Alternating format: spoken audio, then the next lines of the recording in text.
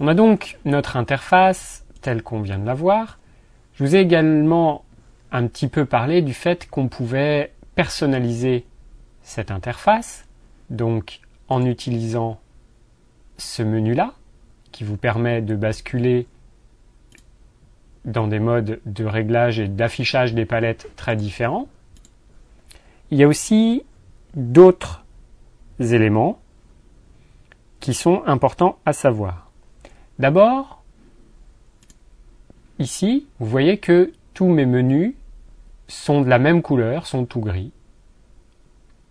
Et vous avez la possibilité de choisir, par exemple, nouveauté de CS4.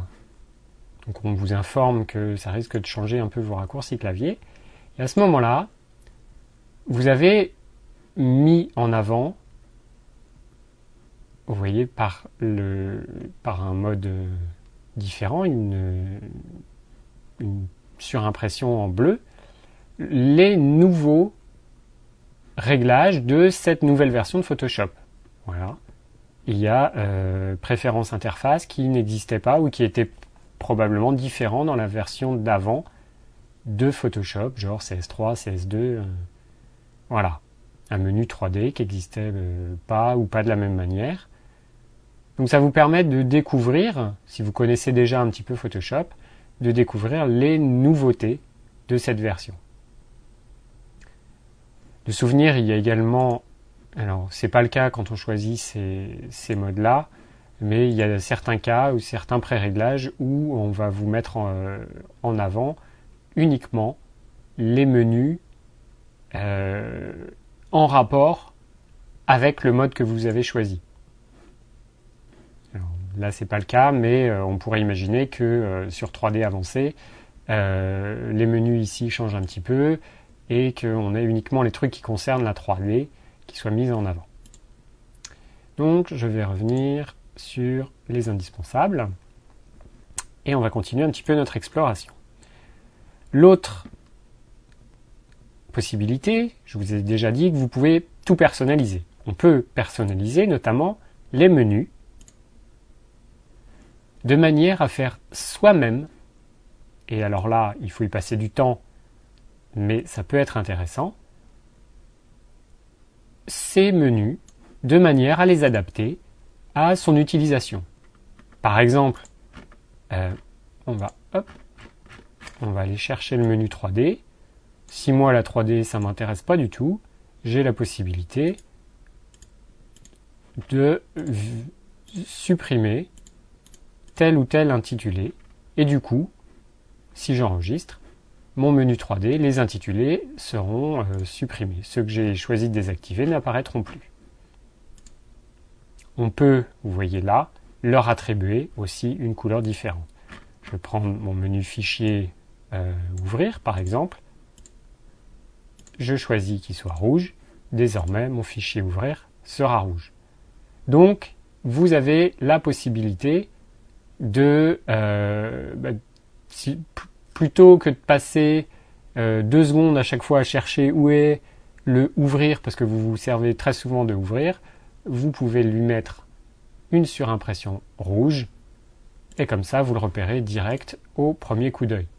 Même chose si un menu image réglage, vous vous servez de niveau et teinte de saturation, mais pas du reste, vous pouvez pré-régler et configurer l'interface pour que seuls ces 2 menus soient affichés en rouge, et comme ça, vous les repérez très facilement.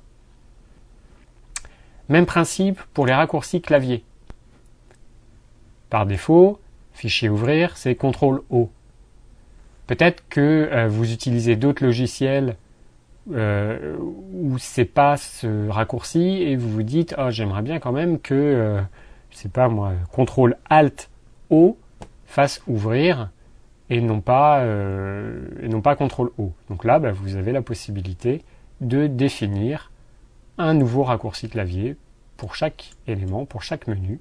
Vous voyez aussi qu'il y a certains éléments de menu qui n'ont pas de raccourci clavier. Si jamais vous vous en servez très souvent, c'est un petit peu dommage.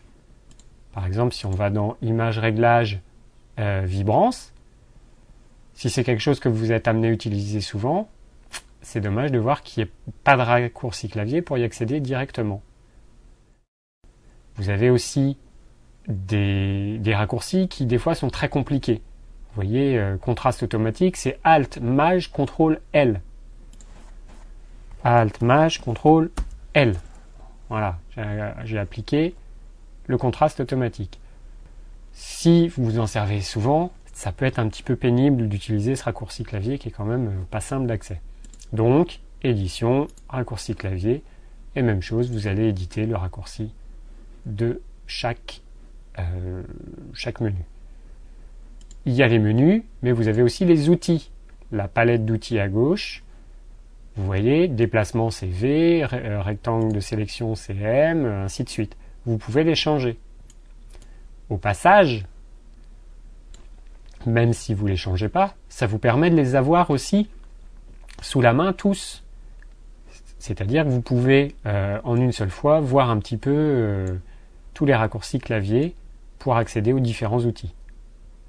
Ça vous permet de savoir que pour faire un trait, un polygone et tout ça, c'est la touche U. Voilà, donc je sais que si j'appuie sur U, hop, là je vais dessiner un rectangle. Ainsi de suite. Voilà donc pour les raccourcis clavier, parce que c'est très important de vraiment adapter l'outil qu'est Photoshop à votre pratique, sachant que tout le monde n'a pas la même et personne n'a les mêmes besoins en fonction de son activité. J'émettrai juste un petit bémol, une petite remarque, c'est le fait que même si vous pouvez enregistrer vos propres configurations, si jamais vous avez fait une modification, vous pouvez l'enregistrer pour la rappeler plus tard. Il faut savoir que si vous changez de version de Photoshop, c'est pas dit que les raccourcis clavier seront conservés. Et surtout, si vous changez d'ordinateur, si vous êtes amené à utiliser Photoshop sur un autre ordinateur, ou éventuellement sur carrément un autre type d'ordinateur, par exemple si vous avez un PC chez vous et un Mac à votre travail, ou dans le cadre d'un stage ou je ne sais quoi, vous n'allez pas avoir sous la main votre configuration et vos raccourcis clavier personnalisés. Donc, je dirais que hormis le rajout de quelques raccourcis clavier sur des fonctionnalités qui n'en auraient pas, je ne sais pas, un port à partir de votre scanner, par exemple, sinon évitez de modifier les raccourcis clavier déjà définis. C'est un petit peu dommage, vous risquez aussi de vous mélanger les pinceaux et puis de ne pas vous y retrouver, donc si jamais vous êtes amené à changer d'ordinateur ou à utiliser Photoshop sur un autre ordinateur que le vôtre.